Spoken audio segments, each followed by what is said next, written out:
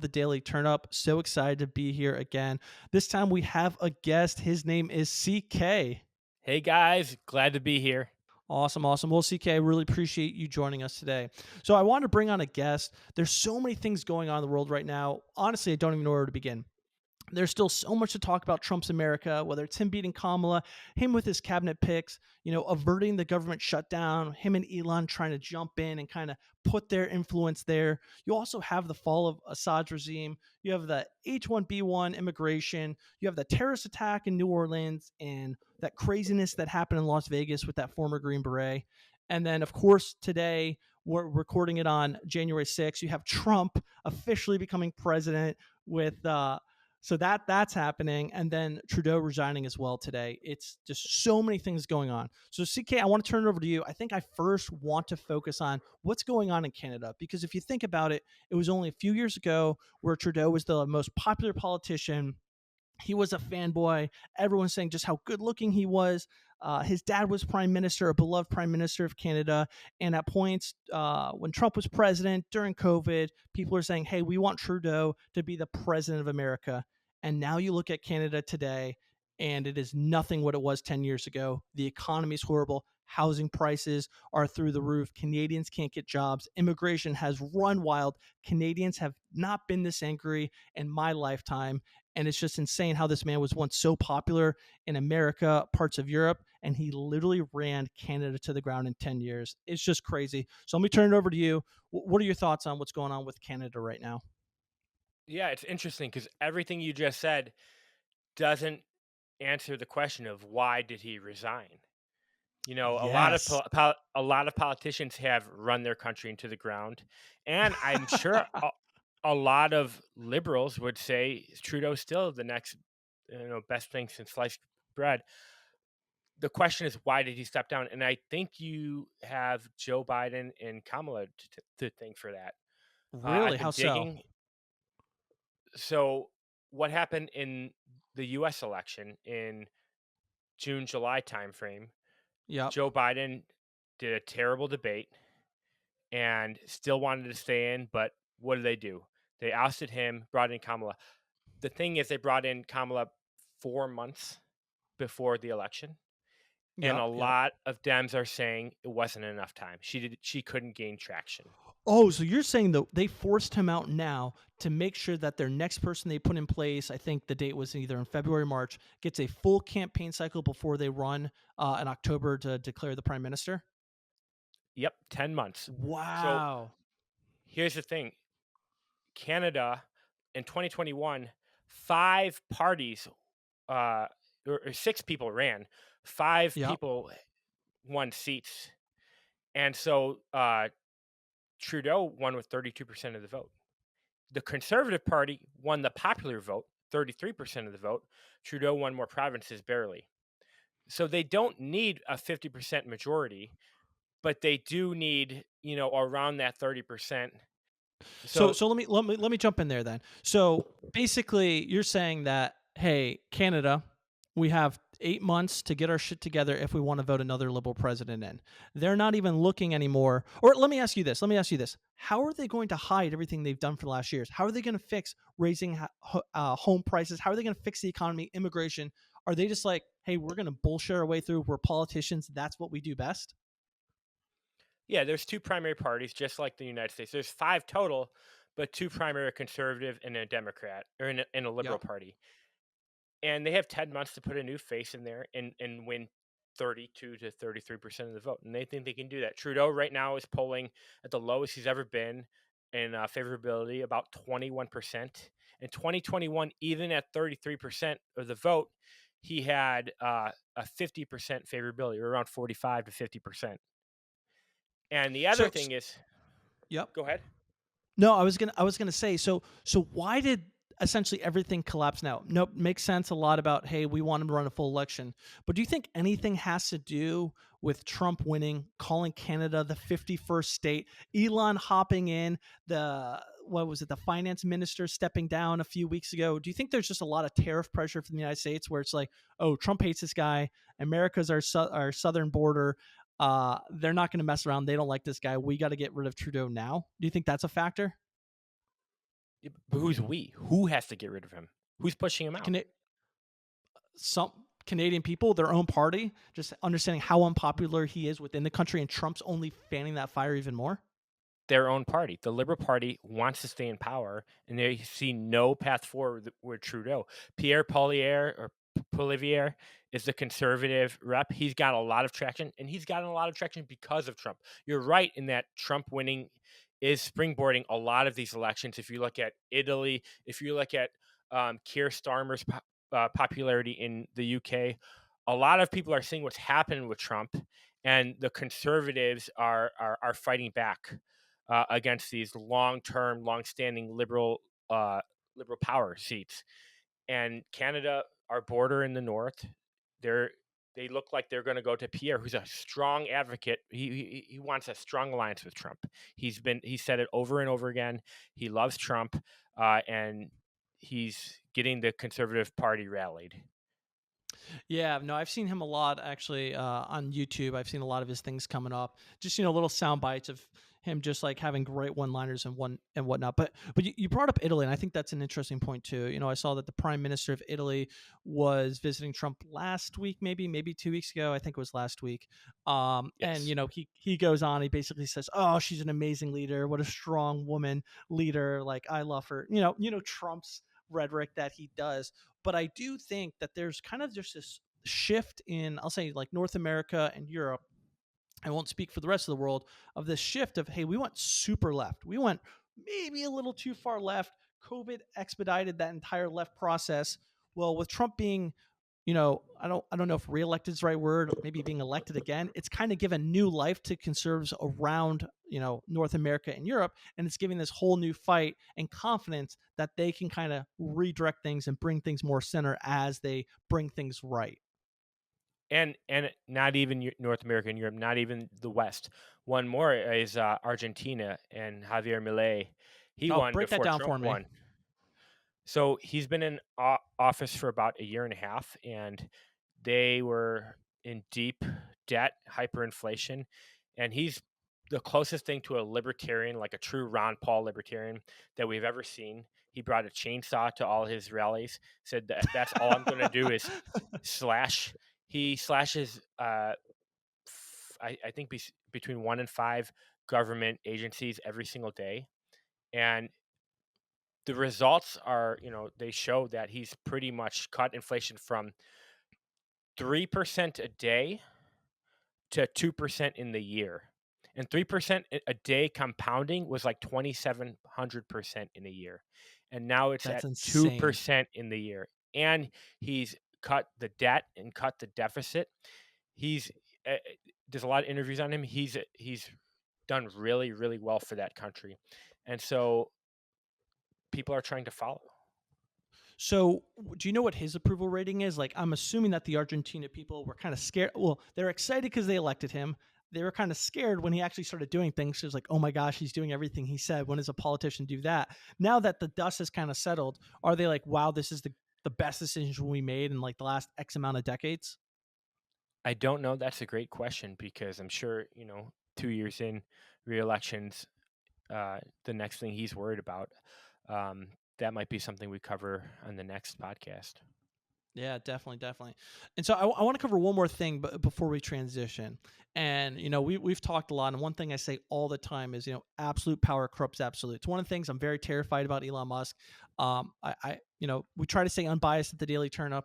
I do like Elon a lot. I'll make a disclaimer there. But Unbiased when it after comes, you trash Trudeau like that. yeah, yeah. Well, he resigned, so that's probably still an unbiased take because he did resign. So something didn't go right. Um, Fair enough. but but one thing I was looking, Trudeau's been in power for a very long time. We know in America, you run 4 years, there's reelection, and then you're out after 8 years, right? Well, he's been in, I think, the prime minister for 9 years, and overall the leader of that party for the last 11. And it almost seemed to me that like if he got out 5 years earlier, if he got out right when COVID was ending, he still could have been viewed as a great Canadian leader. He stayed in too long. He couldn't fix the issues maybe that he created or whatever, and now he's viewed so negatively. Do you think this is another scenario of a political person staying in power too long absolute power is corrupting them, and where they just start making bad decisions, where they're just so removed from society, what's going on with people's lives, and they just live in this little bubble, and they just lose sight of why they actually took on that role to begin with. No, I think the most corrupt he was COVID. That's that's when they had the most power and seized the most power, Yep. and we're like, he was pretty favorable for that. I think society shifted, right? So Hmm. he didn't shift. He's probably the same person. If not, he probably backed down a little bit. But society shifted in what they want from a government, and they said this is absolutely disgusting. How much power you have, how inefficient it is, and people are looking at where their taxes are going, and they're saying enough. All right. No, I like that. I like that take. So one issue that Canadians have, and the UK has, and Europe is seeing, is immigration, and that's one of the reasons why Donald Trump got elected. Immigration is such a huge talking point, and I think it comes down to a few different things. One, I think people genuinely care about other people. Like, you'll see videos on YouTube, Instagram, TikTok, whatever you watch, and you'll just see like all these war torn children. You're like, I want to help them, bring them to America, Canada, Europe, who you want to give them a better life. But then it becomes a point where you're bringing in so many that your systems that you have in place, whether it's your healthcare system, whether when you see in Europe, it's just kind of overrun because it's not meant to sustain that many people. There's kind of an equilibrium. And then you have illegal immigration, which is like, well, we definitely did not calculate for these many people. It's throwing off our entire equilibrium. Our population exceeds what we can support. And you kind of start seeing your country deteriorate. It deteriorates in its culture, and its values, and the services it can provide for its people, and it's really, really hard. And so when we look at H1B, it's really different than illegal immigration. It's, hey, we want to take the best people from around the world. We want to pick that talent from whatever country, whether it be India, Poland, Brazil, you name it. We're trying to take the best talent, bring them to America so we can make America better. But it seems that that whole process is not what it's been advertised as. And Elon Musk was in the news last week, and he got very crazy with his tweets, or X's, whatever they're called. And so what do you view on this? What's your view on this? Yeah, so H1B, legal immigration. I will say there is a different program. I think it's O1A for the best of the best. That's Okay. PhDs, and those are hand selected. But H1B is a lottery system. So Oh. still working class and blue or white collar, but coming here on work visas. Now, like you said, absolute power corrupts. Um, I think this is a system that means well, but the powers that be have corrupted it to their own benefit, and How so? that's where. So you have H1Bs that are getting hired to run 7-Elevens, for example. Why? Because I can put that person in a 7-Eleven for half the pay I charge an American, and that person can't really ask for a raise because they're stuck in that H1B until their immigration status, their citizenship is approved. So they have to keep working. If they get fired, they get deported. Oh, really? So how long Yep. can they be in that status for? Like, how long is the immigration process? Are we talking like years, decades? Yep. Some people are waiting to be citizens for 12 years. Okay. So we're looking at Americans, like citizens of the United States, going to third world countries, second world countries, or very like poor parts of the first world countries, picking very low economic individuals, putting them in a lower than minimum wage job. I don't want to use the word slave labor, but bare minimum, giving them pennies on the dollar and saying, hey, you're going to work at this gas station, you're going to work at this convenience store, so I maximize my profits, and you can't do anything for 10 years, or you're going to get deported. Mostly not convenience stores. There are some examples, but really the tech industry is where this is prevalent. You see a lot of IT. It's almost all H1B visas, and so Like the this call whole thing. centers. Yeah, I don't know exactly, but call centers is one example of that. A lot of IT departments too, just working in companies. our H1B visas. This whole thing started because Vivek, uh, Elon's partner in Doge, tweeted pretty much a story about how the American work ethic has gone down the tube because we value uh, Slater instead of Screech. We value the jock. We watched all of these teen sitcoms in the 90s, and we value the prom king and queen, the football player, and not the chess champion in high school. And so immigrants with have a harder work ethic, and that's why they're taking over. And we need to take and MAGA, the movement, that base was split from that because that doesn't really sound like an America First message. So that American Yeah. First blue collar base pretty much went to war with Vivek. But guess what? Elon's also comes from immigrants, and he Yep. doubled down, and he was a lot less politically correct than Vivek was. That's a political way of saying it. Yeah, and so then on X, it pretty much became a war of Elon and a couple of others saying, this is what it is, pretty much going at Trump's base of blue collar, middle of America workers, and then other people finding all the fraud in H1B because it's all public domain. So they looked Yep. up all of this fraud. They looked up Elon moving to Texas. He got a bunch of tax breaks for moving to Texas, and then he immediately fired 3,000 employees, saying they had to downsize, and then the next, I think, 6 months hired 3,000 H1B visas. Oh wow. So he is using and exploiting this as well. Yes, exactly. Uh, as is So every big company. sure. So where do we go from here, right? So this hit mainstream media a few weeks ago.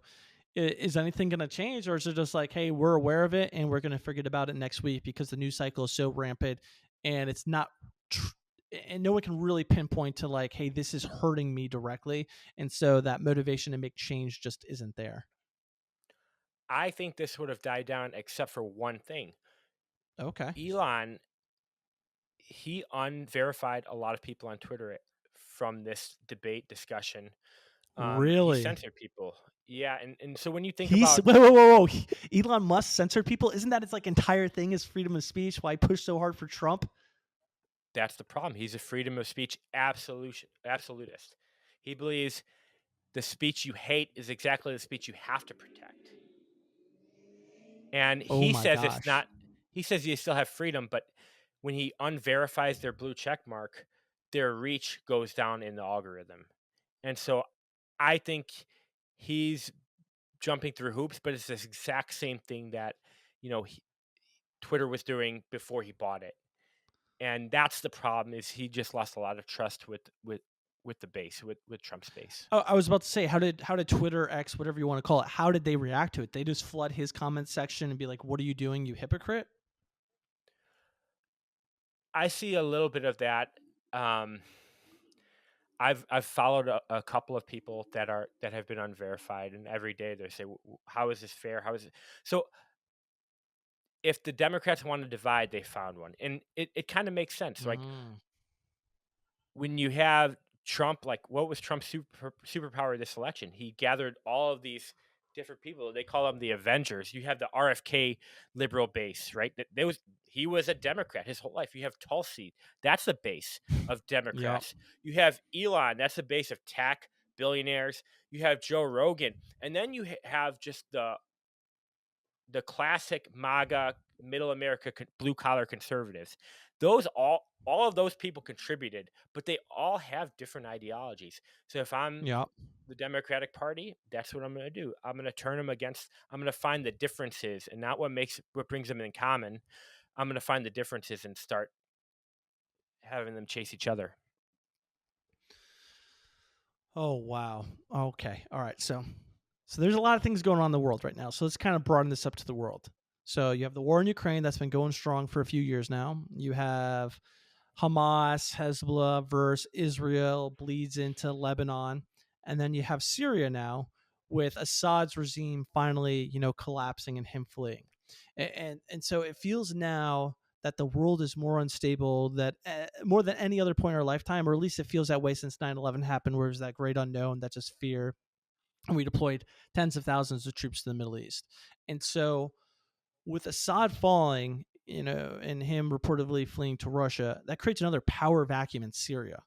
And so we saw Yeah. Israel right after it happened. They took advantage of it, right? However you feel about Israel, they went in, they bombed their weapon sites, they took out their navy, they took out the chemical plants. They did as much as they could within hours of Assad falling because they knew they could get away with it before anyone really noticed. Yep. What happens to Syria from here? What's the U.S. involvement? Do we just stay back, which which we aren't known for? Do we get more involved? How do you think Trump's going to handle this? That's a great question. How do we get involved? Because that's the exact opposite platform that he ran on. Yeah, isn't he an What do you isolationist? He is, but he didn't like that's the question. Who sparked this? What do you think? I think you have a better grasp than I do. Sure. Yeah. So the way I view Syria, I studied a lot 10 years ago during the Arab Spring and when the civil war basically broke out. And I think it broke out in 2011, 12, 13. Someone fact check me.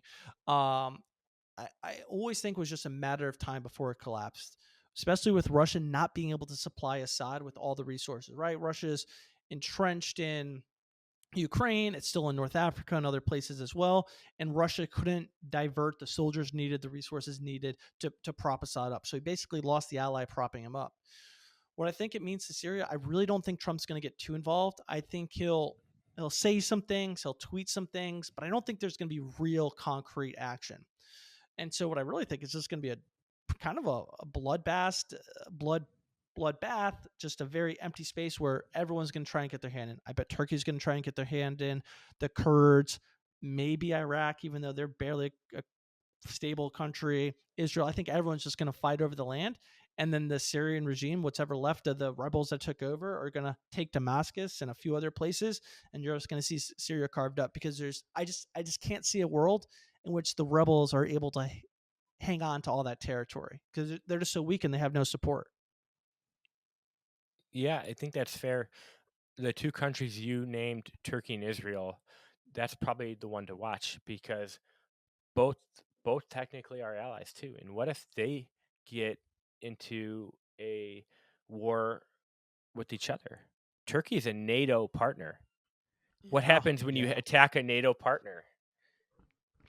Those are some blurry lines. And Israel's already not popular in the world. I mean, I know we don't have time to dive into Israel, but they're not popular. They're not liked, and they're stretched pretty thin. I don't know if you remember during the Yom Kippur War. Obviously, I butchered saying that, or the 7 Day War. Israel took the Sinai Peninsula. They took Jordan. They took all this territory, and they essentially gave it back. I'm doing air quotes here for peace, but in reality, they just couldn't hang on to all that territory. It was too big for their population. They were going to lose it at some point. Um, and so I think Israel's fighting like a 2-3 front war right now, just getting to the Gaza Strip, dealing with Lebanon, dealing with Hezbollah. And I don't know how much further Israel can push with being how unpopular they are on the world stage. Yeah, that's fair. For America, I think like hopefully we learned our lesson, but it doesn't seem like that we did. We obviously had That's something to fair. do with this, but how many times are we gonna overthrow our government just to create a power vacuum, just to fund our future enemies, Yeah. and then go Yeah. to war with them again? I mean, Colin Powell, I think, is who said always have an exit strategy. Well, what's the plan after you topple this government? What do you do? Because we never seem to know that answer, and it always seems to bite us in a decade or two. Yeah, that is super fair. All right, so we're wrapping up our first episode with CK, and then CK, I'll turn it over to you for any closing comments or anything you want to mention before we wrap it up today. Yeah, 4-year anniversary of J6, and on January 7th, there was a lot of people that said that is the end of Trump's political career, and here we are. 14 days from inauguration? Should be I was a one. wild. I was one of those people. I was one of those people. I did not think he could come back from that. But wow, that dude has more than 9 lives. Yeah, it's going to be an interesting 4 years. It will. Well, thank you everyone for joining into the latest episode of the Daily Turnip. If you enjoyed, please like, please subscribe. If we get over 100 views, maybe we'll do this again. Just let us know if you like this format, if you like the little debate, kind of talking about what's going on in the world in maybe an unbiased way. I don't know. Maybe we cross some lines there. But regardless, thank you for the time, and we hope you have a great rest of your day.